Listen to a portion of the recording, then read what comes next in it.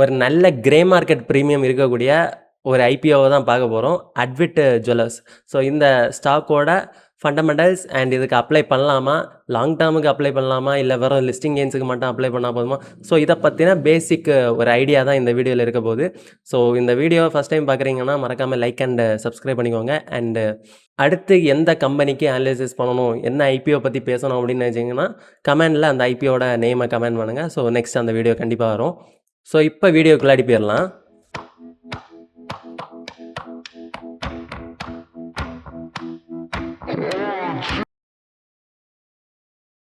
So first வந்து இவங்களோட business model என்னன்னு பார்த்துடலாம். ஸோ இவங்க வந்து கோர் ஃபோக்கஸ்ட் பார்த்தீங்கன்னா ஹேண்ட் கிராஃப்ட்டு ஜுவல்லர்ஸ் தான். ஸோ கையால் செய்யப்பட்ட டைமண்டாக இருக்கட்டும். ஸோ இவங்க ஒரு நல்ல பிராண்டாகவே எக்ஸ்டாப்ளிஷ் ஆகியிருக்காங்க.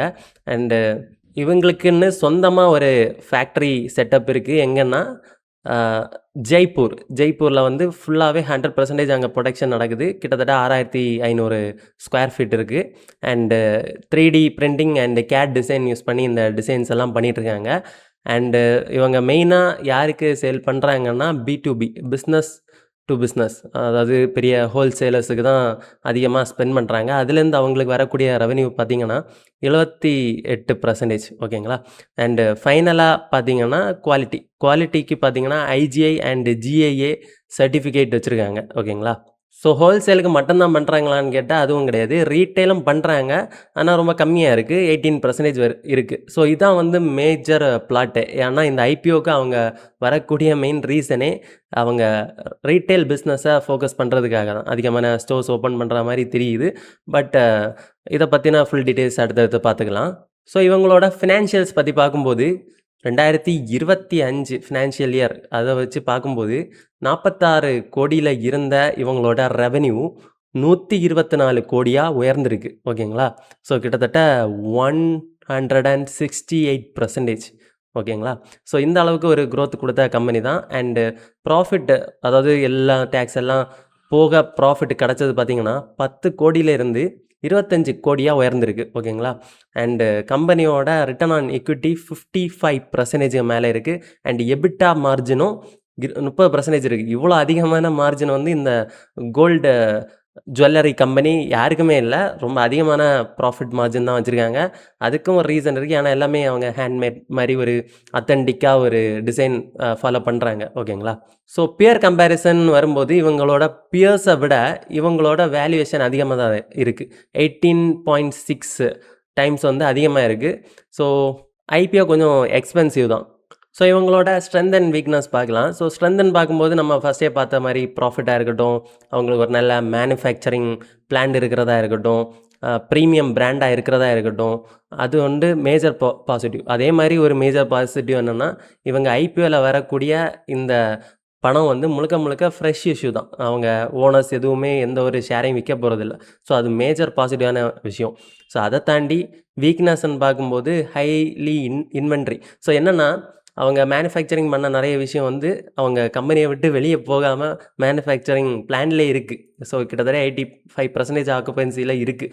ஸோ அப்படின்னா அதெல்லாம் செல் ஆனால் தான் அதுலேருந்து ப்ராஃபிட் ரெவென்யூ எல்லாம் வந்துட்டுருக்கும். அது பாட்டுக்கு தேங்கியே இருந்துச்சுன்னா அதுலேருந்து எந்த ஒரு ரெவென்யூவும் வராது. பட் கோல்டு ப்ரைஸ் அதிகமாகும்போது அதோட வேல்யூ இன்க்ரீஸ் ஆகலாம். பட் இருந்தாலும் அவங்களுக்கு அதை பணத்தை சுழற்சி பண்ணணும் இல்லையா. ஸோ அவங்களுக்கு வந்து விற்றா தான் அதுலேருந்து ஒரு லாபம் வரும். அதை வச்சு தான் அடுத்து எம்ப்ளாயிஸு சம்பளம் கொடுக்கணும். அதை தாண்டி புதிய எக்ஸ்பேன்ஷன் பண்ணணும். ஸோ இந்த மாதிரி ஒரு ப்ராசஸ் இருக்குது இல்லையா. ஸோ அந்த ஆப்ரேட்டிங் ப்ராஃபிட்டுங்கிறது இவங்க டெப்ட்டுக்கு போயிட்டுருக்கு. அதாவது கடன் வாங்கி பண்ணிக்கிட்டு இருக்காங்க. சம்பளம் கொடுக்குறதா இருக்கட்டும், அதுக்கு அடுத்து பிஸ்னஸ் எக்ஸ்பேன்ஸ் பண்ணுறதா இருக்கட்டும். ஸோ இதனாலேயே அவங்களுக்கு வந்து ஒரு நெகட்டிவான ஒரு இம்பேக்ட் இருக்குது அவங்களோட ப்ராஃபிட்டபிலிட்டியில். ஏன்னா மேஜர்லி கடனுக்கு அவங்க ஸ்பெண்ட் பண்ணுறதுனால இங்கே அதிகமாக அந்த இன்வென்ட்ரியில் பொருட்கள் இருக்கிறதுனால அது வந்து ஒரு நெகட்டிவான விஷயமாக தான் இருக்குது. ஸோ அதை வந்து எப்படி கிளியர் பண்ண போகிறாங்கங்கிறத நம்ம வெயிட் பண்ணி பார்க்க வேண்டியது இருக்குது. அதே மாதிரி ஒரு விஷயம் அவங்க இருக்கிற லொக்கேஷன். ஸோ ஜெய்ப்பூரில் இருக்காங்க. பட் இருந்தாலும் அவங்க ஒரே ஒரு மேனுஃபேக்சரிங் பிளான்ட் வச்சுருக்கறனால அங்கே ஏதாவது ஒரு இஷ்யூ நடந்துச்சுன்னா அது ஓவரால் அவங்க கம்பெனியோட மேஜர் இஷ்யூவாக மாறிடும், மேஜர் ப்ராப்ளமாக மாறிடும். மொத்த ஷேர் ப்ரைஸுமே பாதாளத்துக்கு போயிடும். ஸோ ஒரு மல்டிபிள் மேனுஃபேக்சரிங் பிளான்ட் இருந்துச்சுன்னா அவங்களோட சப்ளைஸை ப்ராப்பராக மெயின்டைன் பண்ண ஈஸியாக இருக்கும். ஓகேங்களா. ஸோ இப்போ ஐபிஓ டீட்டெயில்ஸ் பார்க்கும்போது ஸோ இவங்களோட மினிமம் இன்வெஸ்ட்மெண்ட் கிட்டத்தட்ட 13,000. ஸோ நம்ம எப்போவுமே மேக்ஸ் கேப்புக்கு தான் அப்ளை பண்ணணும், அப்போ தான் கிடைக்கும். ஸோ ரூ. 138 மேக்ஸ் கேப்பு நம்ம அப்ளை பண்ண வேண்டியது.